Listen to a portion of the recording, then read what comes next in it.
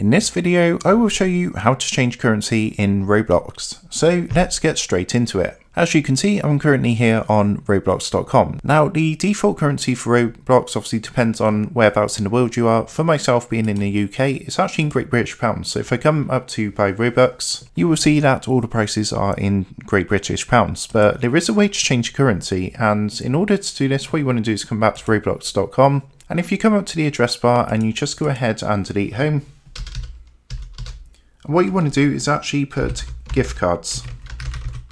Now, if you actually come across and try and purchase a gift card, what's going to happen is going to enable you to buy a gift card in a different currency. So what you want to do is go through and choose who you want the gift card for. So in this example, I'm just going to choose for me.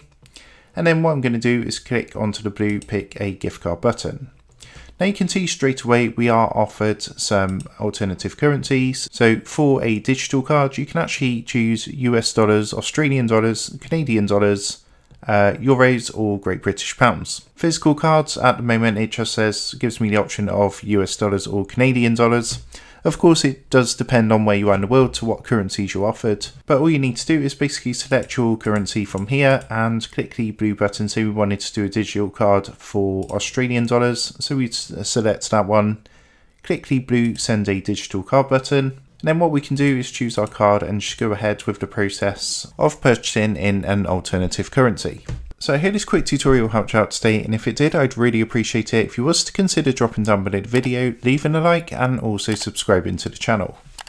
With that being said, I just want to take a moment to thank you guys for watching this video, and I will see you in the next tutorial.